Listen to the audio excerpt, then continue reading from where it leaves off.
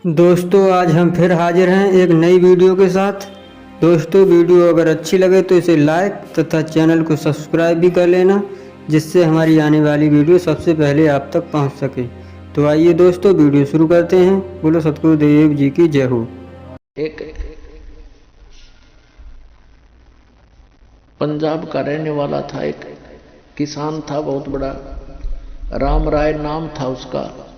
800-900 बीघा जमीन थी। किसान था, सिख था। पहले ये सिख थे। सिख का यानी अपने हिंदुओं से ही अलग से, जैसे आज ये राधा स्वामी वाले कौन है, इसमें सभी जाति के लोग हैं हिंदू ही तकरीबन, या सिख भी हैं। आगे चल के ये धर्म का रूप धारण कर लेगा तो हमारा दुर्भाग्य ही होगा। तो ऐसे ही वो सिख धर्म, सिख माने शिष्य परंपरा से चल रहे थे, उनमें से था।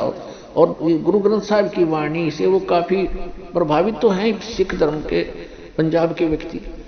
तो गरीबदास साहिब जी आए हुए थे, उस परमात्मा को प्राप्त कर चुके थे, भगवान उनको मिले थे, सचखंड लेकर गए थे, वापस छोड़ा था। और उन्होंने उनको परमात्मा कबीर जी ने वो उनके अंतःकरण में ये अनमोल तत्व ज्ञान फीड कर दिया था। वो तत्व ज्ञान उन्होंने गरीबदास जी की वाणी रूप में दास के पास उपलब्ध है। तो उनका गरीबदास जी का शिष्य लुधियाना के पास एक वासियर गांव है, वासियर, उसके बाहर बनी में सफर कर पैदल चला करते थे। और वहां नहा धो के कुएं पर, किसी जल पर, तालाब पर बैठ गया। सुबह सुबह नित्यनेम कर रहा था, ऊंची स्वर में ब्रह्मवेदी बोल रहा था। और वो सिख राम राय जी नहाने सुबह सुबह सैर सपट्टे को गया। तो वाणी के बड़े मर्मज्ञ हैं, बड़ी प्यारी लगती है वाणी। उन्होंने देखा भी बड़ी गजब की वाणी किसकी है, तो खींच लिया आत्मा को, उसके पास जाकर बैठ गया। जब उस भक्त ने अपना नित्य नियम कर लिया, तब उससे कहा कि महाराज जी, ए भक्त, ये वाणी किसकी है? उन्होंने बताया कि ये मेरे गुरुदेव की वाणी है। तो राम राय ने पूछा, वो संत अभी शरीर में है या शरीर छोड़ के? उन्होंने बताया भी शरीर में है। पूरा पता ले लिया उसने, राम राय ने, कि एड्रेस बता मुझे, इस महापुरुष के दर्शन करूंगा। तो वहां से चल पड़ा, छुटानी पहुंच गया लुधियाना से। अब गांव में गरीबदास जी कैसे थे, किसान के घर जन्म था, जाट थे, 1300 बीघे जमीन थी, बड़े बीघे थे, यानी ना 2500 बीघा जमीन थी, लगभग 1400 एकड़ वर्तमान की। और खूब पैसे वाले थे। और लेकिन खेत में अपना हाथ से काम करते थे, खेतों पशुओं का चारा भी स्वयं लाते थे, क्योंकि महापुरुषों में अभिमान नहीं होता, ना धन का, ना तन का, ना किसी संतान का। तो राम राय जी सुबह सुबह पहुंचे। छोड़ानी गांव में थोड़े से घर थे, कुछ बाहर के व्यक्ति भी आ जाते थे गरीबदास जी के दर्शन और प्रवचन सुनने के लिए। 10-20 मिनट बैठ जाते थे, 2-4, 5-4 उनके शिष्य। तो जब वो घर पे पहुंचा, गरीबदास जी के घर पे, तो गरीबदास जी घर पे नहीं थे, वो खेतों में गए हुए थे, अपना घूमने जाते थे सुबह सुबह। वो जा लिया सुबह ब्रह्म मुहूर्त में। तो उन्होंने पूछा, वहां पे गरीबदास जी हैं?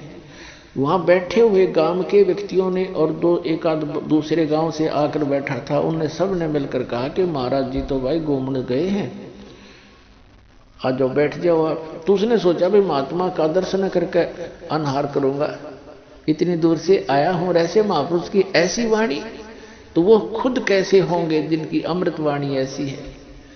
इस बात से प्रेरित होकर उसने कहा, मुझे ये बता दो वो किस साइड में गए हैं। गांव वालों ने कहा, इधर जाया करते हैं घूमने, और कितनी देर में आ जाएंगे? वहां बैठे व्यक्तियों ने कहा, वो तो उनके मूड की बात है, आवत है अभी आ जा, ना तो भाई दोपहर 10, 11, 12 बजा दे। तो उसने सोचा इतनी देर क्यों वाट इंतजार करी, उनसे पूछ कर पता करके कौन सी दिशा में, एक रास्ता बता दिया उन्होंने कि रास्ते पर चले जाओ, आगे ऐसे ऐसे एक झोपड़ी, एक रहट मिलेगा, और वहां उस झोपड़ी में मिल सकते हैं आपको। अब कहने का भाव ये है, ज्यादा ना इसको लंबा करके, समय सत्संग का होने वाला है। तो जब वो जा रहे थे, गरीबदास जी आ रहे थे उसी रास्ते से, सिर पे पशुओं का चारा एक गठड़ लेकर, बंडल, बरोटा बोल रहे हैं हमारे हरियाणा, बरोटा, जवार का। और देश अपना जैसे हरियाणा के लोग पहनते थे धोती कुर्ता, सिंपल ड्रेस। और वो जो राम राय था उसको गांव में झुमकरा भी कहा करे, जैसे एक नाम निकाल लिया करे अलग से। वो ज्यादा संकी सा आदमी था। तो राम राय जा रहा था, उसने उस पशुओं का चारा लेकर आ रहे व्यक्ति से पूछा कि हे भाई, एक किसान, मैंने गरीबदास महाराज से मिलना है और ये यही बताया कहीं उनका यहां घूमने आए हुए हैं। अब गरीबदास जी को तो पता था कि राम राय जी ने मन में क्या कल्पना कर रखी है साधु की, कि साधु होगा, सिर पर जटा होगी, दाढ़ी बडरी होगी, कान पड़वा रखे होंगे, हाथ में चिमटा होगा, एक लाल कपड़ा लंगोट में बांध रखा होगा या कति लाल कपड़े होंगे, मूंड मुंडा रखा होगा, घोट में घोट हो रहा होगा, यानी कोई विशेष आडंबर ऊपर होगा, उसी को उसने संत मान रखा था। और गरीबदास साहब जी को पता था कि दूर देश से आया है जिज्ञासु, यदि मैंने ये कह दिया कि मैं हूं गरीबदास जी बोल भाई, तो ये यहीं से खेतों में से वापस हो लेगा कि यो किसा महाराज जी, क्योंकि इसने तो महाराज जी सोच रखा था लाल पीले कपड़े हों, सिर पर जटा हो या कति घोटम घोट हो, तिलक ला रखा हो, हाथ में चिमटा हो, धूने पर बैठा हो, राख लपेट रखी हो। गरीबदास जी ने कहा कि आजा मेरे साथ वापस, मैं मिलाऊंगा उनसे। वो वापस हो लिया। अब जब वो लेकर आ रहे थे अपना सिर पे चारा, तो वहां बैठे शेष गांव का एक आधा कुछ बाहर के दूसरे गांव के आए हुए थे। उन्होंने भाग करके प्रणाम किया। किसी ने उनके सिर से चारा पशुओं का अपने सिर पे रख लिया, उनको फ्री किया। और राम राय ने पूछा ये कौन है? उन लोग भक्तों ने बताया कि यही तो है महाराज जी। अब उस राम राय के मन में ये आ गया कर ले तेरा गजब हो, इतनी दूर आया अरियो महाराज जी पाया। ऐसा देसी जाट है तो खोदा पहाड़ हर निकली चुईया, उसके मन की कल्पना थी ये। वो तो अंतर्यामी थे जान के अगवगत डगमग हो रहा है। उसकी सेटिंग करने के लिए सभी सेवकों को भेज दिया, इधर उधर जा भाई, तू बैलों को पानी पिला ला, तू ऐसे काम कर, जा भगत आए हैं इसकी रोटी का प्रबंध करवा घर पे जाके। उनको इधर उधर भेज दिया और कहा मेरी बाल्टी भर दो, पानी की रख दो, मैं नहाऊंगा, स्नान करूंगा। एक पाटड़े पर बाल्टी भर कर रख गए, वो चले गए। रह गए गुरु, वो आत्मा और वो महात्मा गरीबदास जी। गरीबदास जी ने स्नान किया। स्नान करके धोती बांधते थे और धोती का एक पल्ला अलग से सपेर कर लेते थे, उसको गोल गोल करके एज ए बेल्ट बांधा करते ऊपर के, धोती को लपेट के जैसे, और उसके ऊपर के उसी का धोती का हिस्सा एक पल्ला बांध लिया करते, उसको अड़बंद कहते हैं। और गरीबदास जी के उंगली के कोई वैसे ही थोड़ा बहुत कोई चोट लगी हुई थी। तो गरीबदास जी ने कहा कि ए झुमकरा, आइए भाई, मेरी धोती का यो कपड़ा बांध दे, मेरा हाथ का चोट लग रही है, काम नहीं करता। अब पहले तो फूक उड़े निकलेगी उसकी कि इसने तो मेरा उर्फ नाम भी बता दिया, मैंने तो जिक्र भी नहीं किया मेरा नाम क्या है, कैसे हो। उसका कुछ शंका हुई, भाई झुमकरा मैंने मेरे को गांव में तो कहा करते, पर यहां कैसे पता लग गया झुमकरा। और परमात्मा ने इसलिए कहा उसको झुमकरा क्योंकि उसका मन झूम रहा था कि यो किसा महाराज जी बता कहाँ आ गया, मेरे के साथ जमींदार है, किसान है, अच्छा बैक आया माया में, इतनी दूर आया, पैदल चल के आया।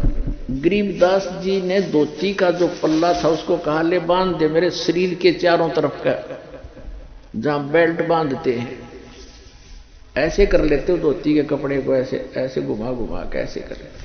और उसने कहा कि ले बांध दे मेरे चौगुर दे। वो चारों तरफ का लपेट कर ऐसे गांठ लगाने लग गया। वह गांठ शरीर के अंदर से निकल गया गरीबदास जी के शरीर से, और कम उस धोती का लग गई कपड़े का।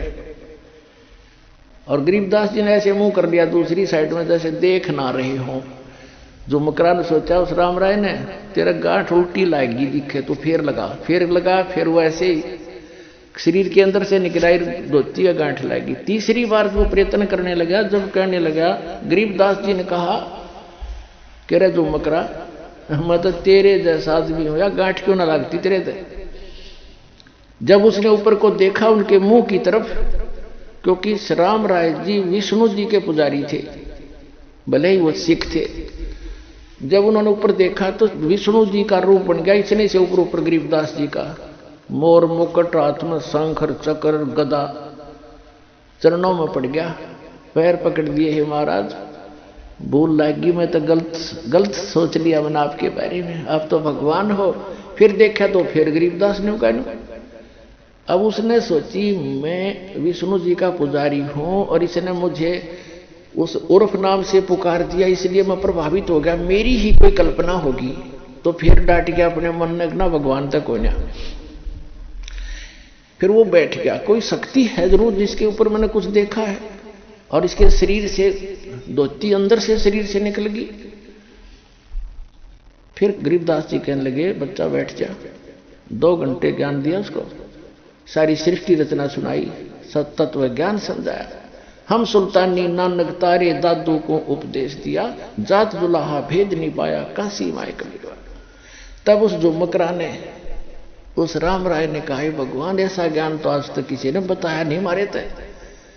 तब गरीबदास जी ने कहा था कि तत्व भेद कोई ना कह रे झुमकरा, यो पैसे ऊपर नाच सुनो राय झुमकरा, कोटो मध्य कोई नहीं रे झुमकरा, अरबों में कोई गर्क सुनो राय झुमकरा।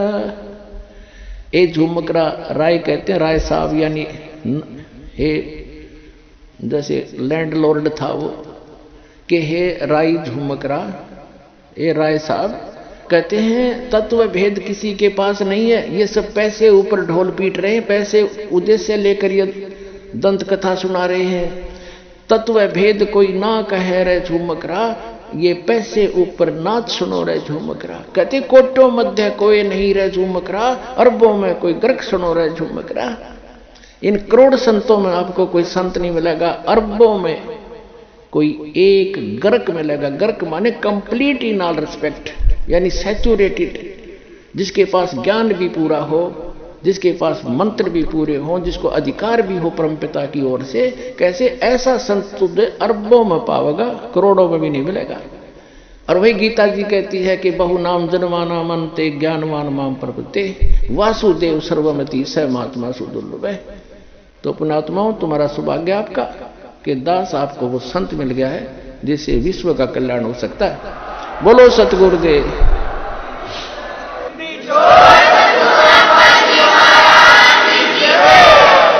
आज का जो ये 3 दिन का जो समागम समापन हुआ है, ये उस उपलक्ष्य में था कि इस फाल्गुन की अमावस्या के दिन 17 फरवरी थी उस दिन, और अमावस्या थी 1988 में।